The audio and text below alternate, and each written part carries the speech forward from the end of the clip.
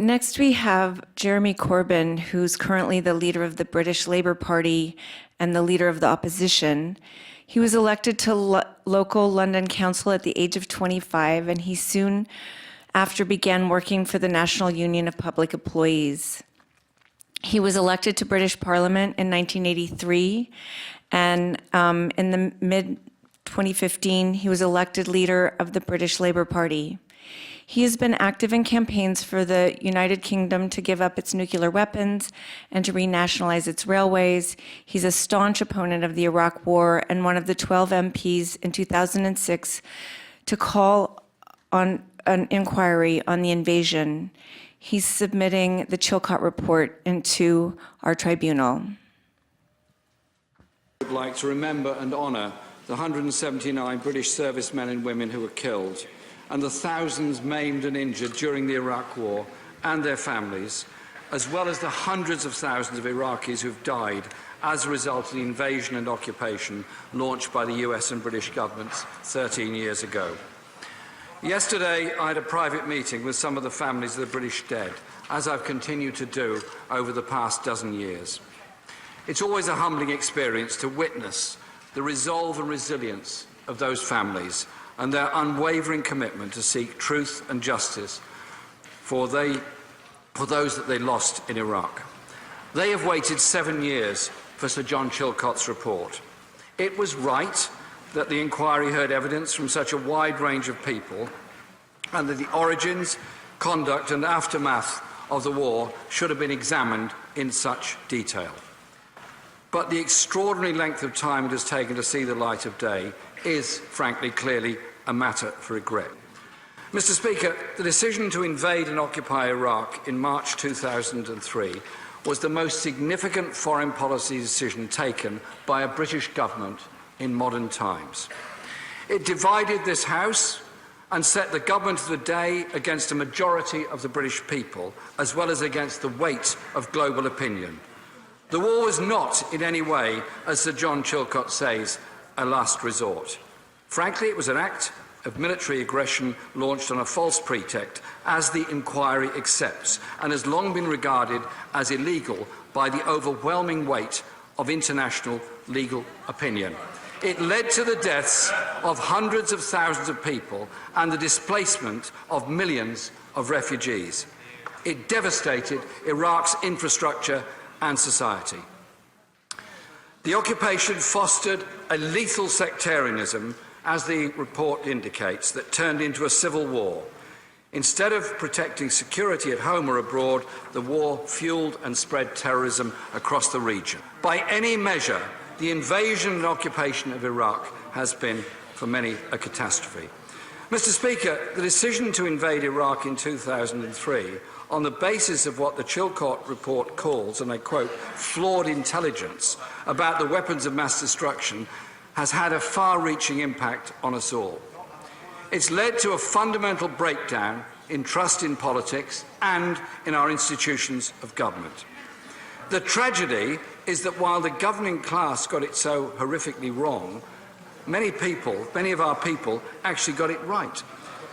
Many, on February the 15th, 2003, 1.5 million, spanning the entire political spectrum, and tens and millions of other people across the world, marched against the impending war, the biggest ever demonstration in British history.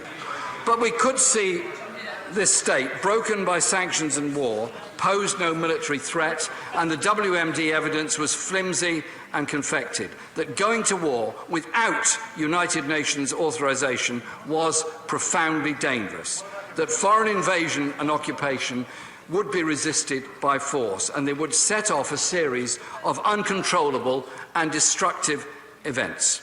In addition to all those British service people and Iraqi civilians and combatants who lost their lives in the conflict, there are many members here who voted to stop the war, but have not lived to see themselves vindicated by this report.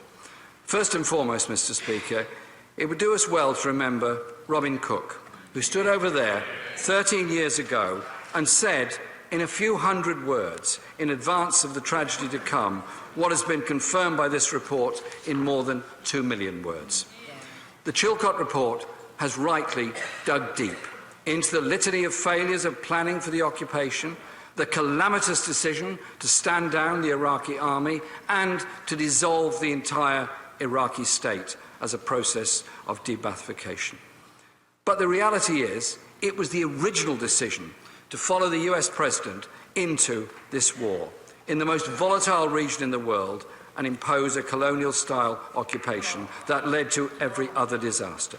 As Major General Michael Lorry told the inquiry, and I quote, "We knew at the time that the purpose of the dossier was precisely to make the case for war rather than setting out the available intelligence." Military action in Iraq not only turned a humanitarian crisis into a disaster, it also convulsed the entire region, just as intervention in Libya in 2011 has sadly left the country in the grip of warring militias and terror groups. And the Iraq War actually increased the threat of terrorism in our own country, as Baroness Manningham-Buller, former head of MI5, made clear to the inquiry. There are many lessons that need to be drawn from the Iraq War. They include the need for a more open and independent relationship with the United States and for a foreign policy based on upholding international law and the authority of the United Nations, which always seeks peaceful solutions to international disputes. We also need, and the Prime Minister indicated this, much stronger oversight of the security and intelligence services, full restoration of proper cabinet government, and give Parliament the decisive say over any future decisions to go to war, based on objective information, not just through government discretion, but through a War Powers Act that I hope this Parliament will pass. And as in the wake of Iraq, our own and other Western governments increasingly resort to hybrid warfare based on the use of drones and special forces, our democracy, and our democracy is crucial and important, needs to ensure that their use is subject to proper parliamentary scrutiny. There are no more important decisions a Member of Parliament ever gets asked to make than those relating to peace and war. The very least that Members of Parliament and the country should be able to expect is rigorous and objective evidence on which to base their crucial decisions. We now know that the House was misled in the run-up to the war, and the House must now decide how it should deal with it 13 years later. Later today, I'll be meeting a group of families of military servicemen and women who lost loved ones, Iraq War veterans and Iraqi citizens who've lost family members as a result of the war that the US and British governments launched in 2003. I'll be discussing with them, our public and the Iraqi people, the decisions taken by our then government that led the country into war with the terrible consequences. Quite bluntly, Mr. Speaker, there are huge lessons for every single one of us here today. We make decisions that have consequences that don't just go on for the immediate years, they go on for decades and decades afterwards.